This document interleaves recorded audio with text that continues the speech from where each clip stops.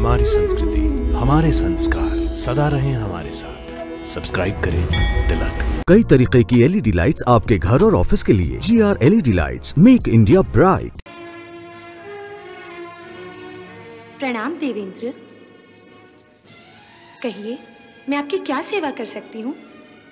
सेवा मेरी नहीं, सेवा दैत्यराज अंधकासुर की करनी है। अंधकासुर की?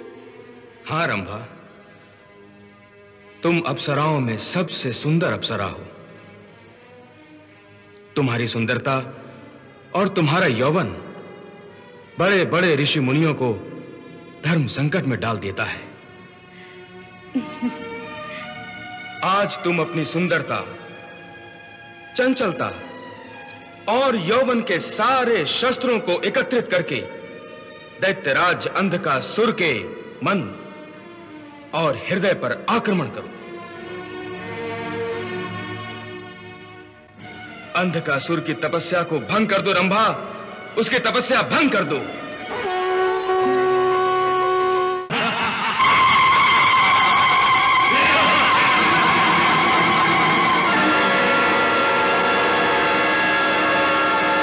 अगर वो नहीं मानी तो मैं उसके जल को आग लगा दूंगा। आग लगाने की क्या जरूरत है? मैं उसे पी जाऊंगा और पेट में रखकर असुर लोक में ले जाऊंगा।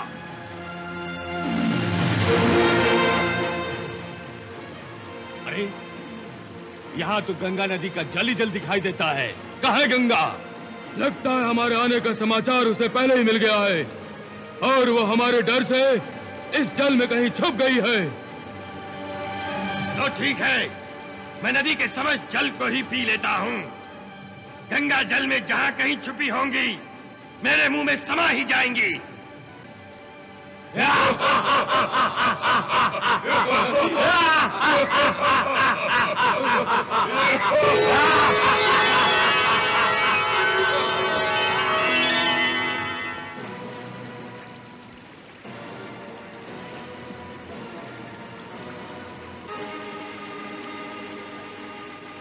अच्छा, तो तुम ही हो गंगा? हाँ वत्स, मैं ही गंगा हूँ। तुम मेरे पास किस कारण से आए हो? कहो, मैं तुम्हारा कैसे कल्याण करूं? कल्याण तो असुरराज अंधकासुर करेंगे तुम्हारा। अंधकासुर? हाँ, हम असुर सम्राट अंधकासुर के आदेश से ही तुम्हें पाताल लोक ले जाने के लिए आए हैं। वत्स, मैं असुर लोक में भी अवश्य आऊंगी, क्योंकि तीनों लोग मेरे अपने हैं और उनमें रहने वाले प्राणी मेरी संतान हैं। परंतु सृष्टि के नियमानुसार होनी अपने निश्चित समय पर ही होती है और अभी मेरा पाताल लोक जाने का समय नहीं आया है। इसलिए मैं आपके साथ पाताल लोक नहीं जा सकती। हे गंगा, तुम पाताल लोक जाने से इनकार कर रही हो? तुम्हारा इतना साहस! क्या हम दानवों से भय नहीं लगता? कितने भोले हो वत्स, तुम्हारा बचपना अभी तक गया नहीं। इतने बड़े होकर भी बच्चों की तरह माता को डरा रहे हो। ये गंगा मीठे मीठे बोल बोलकर हमें बहला रही है। परंतु गंगा, हम तुम्हारी इन मीठी बातों के जाल में नहीं फंसने वाले। सीधी तरह हमारे साथ पाताल लोक चली चलो, अन्यथा हमें अपने बल का प्रदर्शन करने पर विवश होना पड़ेगा। पुत्र, तुम व्यर्थ ही उत्तेजित हो रहे हो।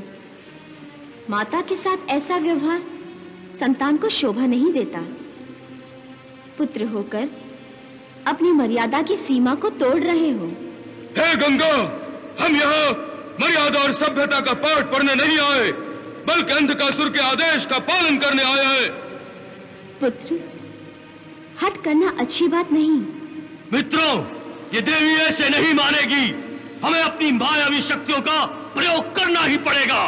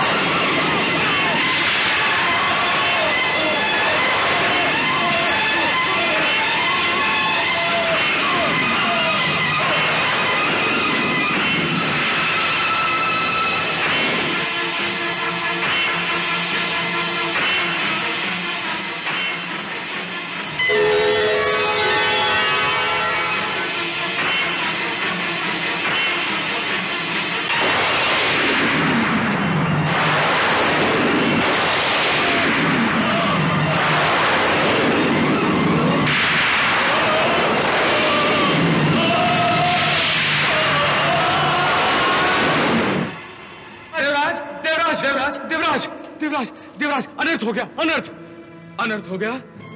पर हुआ क्या? देवराज, असुरों ने घात लगाकर गंगा मैया पर आक्रमण कर दिया। गंगा मैया पर आक्रमण?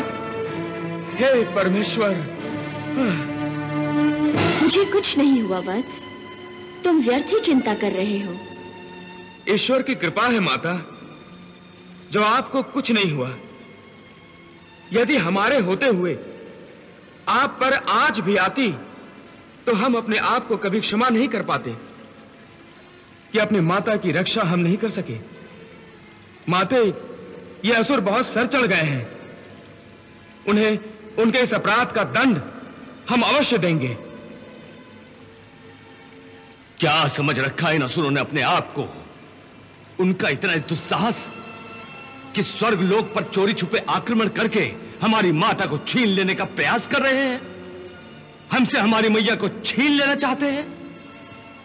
वो तुमसे तुम्हारी मैया को छीनने नहीं, बल्कि अपनी माता को लेने आए थे। आखिर असुर भी तो मेरी संतान है। नहीं मातेश्वरी, आपको असुरों के इस भयंकर अपराध को क्षमाशील दृष्टि से नहीं देखना चाहिए। उन्होंने आपका अपहरण करने की ही नहीं, आपको नष्ट करने की भी चेष्टा की थी। असुर क्रोधित प्रवृत्ति के होते हैं, इसलिए क्रोध में कुछ भी उल्टा सीधा कर बैठते हैं। परंतु क्रोध की भी कुछ मर्यादा होती है। सीमा तोड़ने वाले क्रोध का उपचार करना ही पड़ता है माते। हम देवताओं का जन्म ही सृष्टि की रक्षा के लिए हुआ है। क्या हमें क्रोध का अधिकार नहीं है? अधिकार है, परंतु ध्यान रखो कि कीचड़ से कीचड़ साफ नहीं होता। उसे साफ करने के लिए शुद्ध पानी की आवश्यकता होती है। परंतु माते, असुरों ने आपका अपमान किया है, और संतान कभी अपनी माता का अपमान सहन नहीं करती। और संतान अपनी माता की आज्ञा का पालन भी करते हैं। तुम सबको मेरी आज्ञा है कि क्रोध को त्याग दो और शांति से काम लो। आपकी जो आज्ञा माते।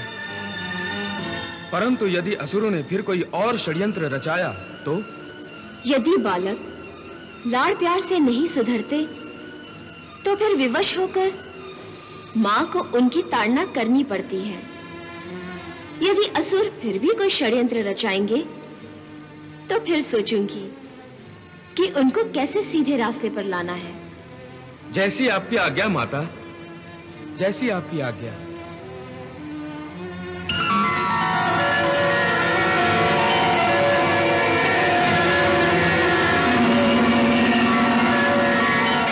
जाओ, दूर हो जाओ मेरी नजरों के सामने से।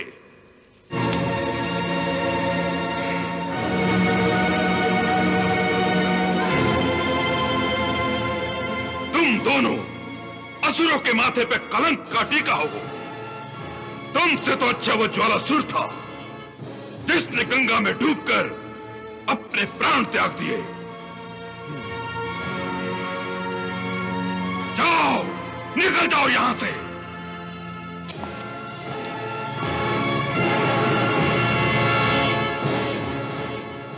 क्षमा करें दैत्यराज,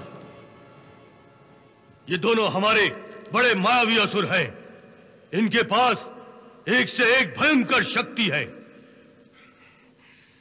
परंतु इनकी हालत देखकर यह सिद्ध हो गया है कि गंगा की शक्ति हम असुरों से कहीं अधिक है। गंगा से केवल 3 असुर हारे हैं, असुर सम्राट नहीं।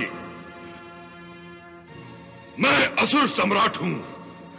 गंगा को पाने के लिए मैं असुरों की सारी शक्ति लगा दूंगा। गंगा को पाने के लिए यदि यह आवश्यकता पड़ी तो मैं एक नया देवासुर संग्राम भी शुरू कर दूंगा। हाँ, मैं अभी गुरु शुक्राचार्य के पास जाकर उनसे युद्ध की आज्ञा और आशीर्वाद मांगता हूं। नहीं दैत्यराज, इस समय ना मैं तुम्हें युद्ध करने की आज्ञा दे सकता हूं, न ही आशीर्वाद। क्यों नहीं गुरुदेव? क्योंकि मैं नहीं चाहता कि मेरा आशीर्वाद निष्फल हो।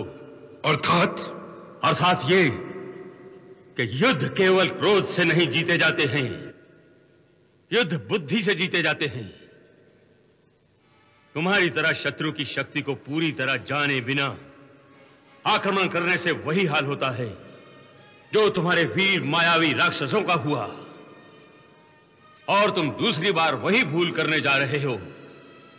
दैत्यराज, इस समय तुम्हें शत्रु की शक्ति का ठीक अनुमान नहीं है। इसमें अनुमान की क्या आवश्यकता है गुरुदेव? हर देवासुर संग्राम में देवता हमेशा दुम दबाकर भागते रहे हैं। वो बल से नहीं, हमेशा छल से जीतते हैं। युद्ध में तो वह हमेशा हार जाते हैं। हार जाते हैं नहीं, हार जाते थे। वो कल की बात है। तो आज की क्या बात है गुरुदेव? आज की बात यह है कि अब वो नहीं हारेंगे। क्यों नहीं हारेंगे? क्योंकि अब उनके पास गंगा है, जो पहले नहीं थी। दैत्यराज, गंगा कोई साधारण देवी नहीं है, वो महादेवी है, महादेवी। कदाचित तुमने गंगा की शक्ति का ठीक अनुमान नहीं लगाया। गंगा देवी पराशक्ति का एक महत्वपूर्ण अंश है, इस कारण वो सर्वशक्तिमान है।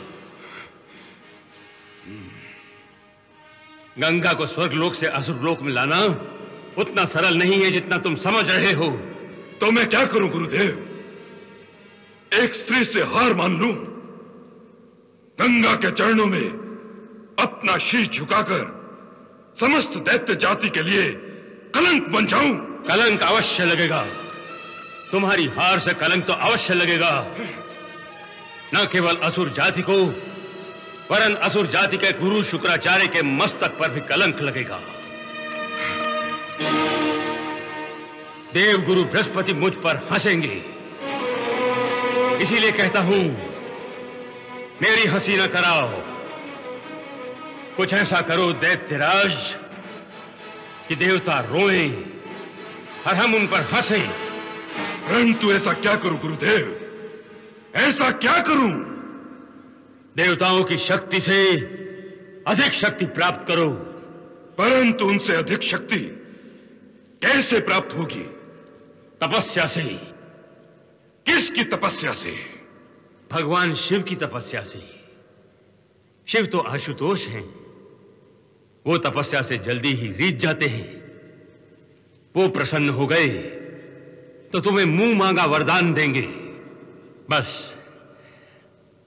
तुम शिव की तपस्या करके उनसे ऐसी अमोघ शक्ति का वरदान मांगो जिसका तोड़ न देवताओं के पास हो न गंगा के पास।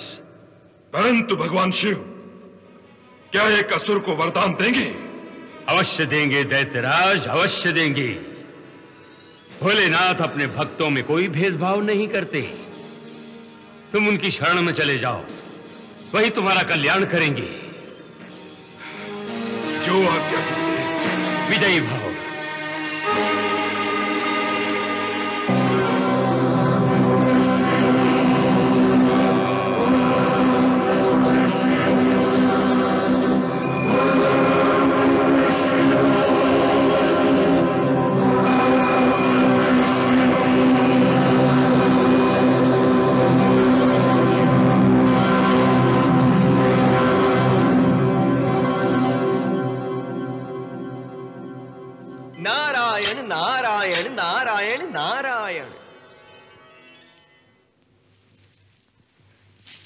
प्रणाम देवर्षि। प्रणाम। देवलोक में आपका स्वागत है। नारायण नारायण। वाह देवराज, आप यहां सोमरसपान का आनंद ले रहे हैं। कैसे पुत्र हैं आप? आपको अपनी गंगा मैया की तनिक भी चिंता नहीं है? गंगा मैया, क्या हुआ मेरी माता को? वे कुशल से तो है ना? नारायण नारायण। अभी तक तो सब कुशल से हैं, परंतु देवराज, असुरराज अंधकासुर इस कुशलता को भंग करने का भयंकर प्रयास कर रहा है। अर्थात यह है कि अंधकासुर गंगा मैया का अपहरण करने के उद्देश्य से तपस्या करके शक्ति प्राप्त कर रहा है। नारायण नारायण। परंतु मैं अंधकासुर की इस अपवित्र इच्छा को पूरा नहीं होने दूंगा। मैं उसकी तपस्या को भंग कर दूंगा मुनिवर, मैं उसकी तपस्या को भंग कर दूंगा। नारायण नारायण नारायण नारायण।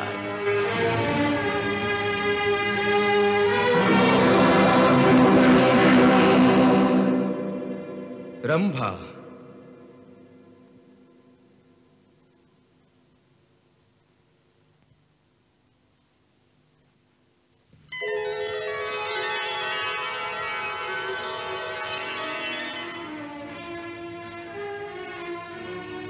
प्रणाम देवेंद्र।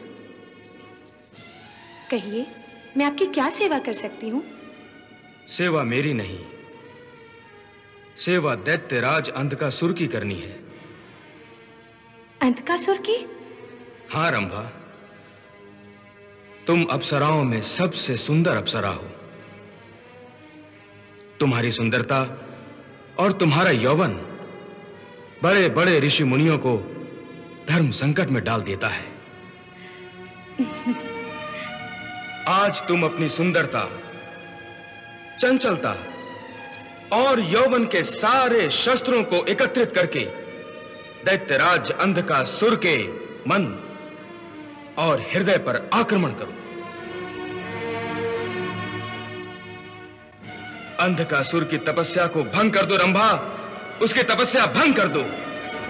देवेंद्र, मेरा सौंदर्य एक ऐसा सुंदर जाल है जिसे पाने की लालसा में प्राणी अपना सब कुछ गवा देता है। आप निश्चिंत रहिए, मैं अंधकासुर की तपस्या अवश्य भंग करूंगी।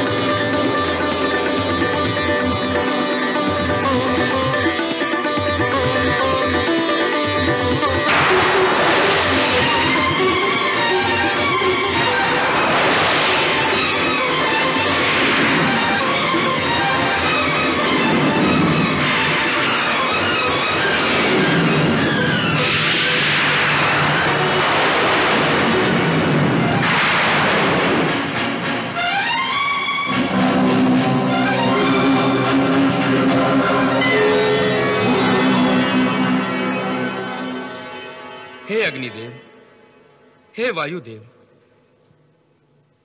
मैं अधर्मी अंधकासुर की तपस्या को भंग करना चाहता हूं। इसके लिए मैंने अप्सरा रंभा को भेजा था, परंतु वो तो असफल होकर लौट आई है। तो इसमें निराश होने की क्या आवश्यकता है? मैं और वायुदेव दोनों मिलकर अंधकासुर की तपस्या को अवश्य भंग कर देंगे।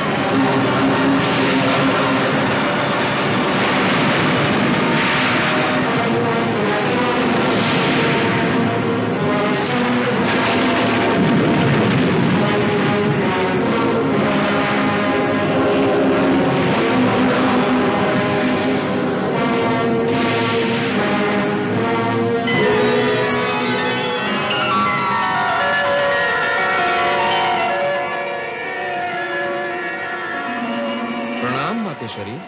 कल्याण हो वत्स। क्या बात है, तुम कुछ परेशान दिखाई दे रहे हो? हाँ माता, अधर्मी अंधकासुर मेरी परेशानी का कारण है। वो भगवान शिव से वरदान प्राप्त करके अपना सामर्थ्य बढ़ाना चाहता है, इसलिए वो शिव जी की तपस्या कर रहा है। तपस्या करना तो अच्छी बात है वत्स। तपस्या से तो आत्मा की शुद्धि और मन का निग्रह होता है। कठोर तपस्या के द्वारा ही आत्मा और परमात्मा का मिलन होता है। तेरी जय हो गंगा मैया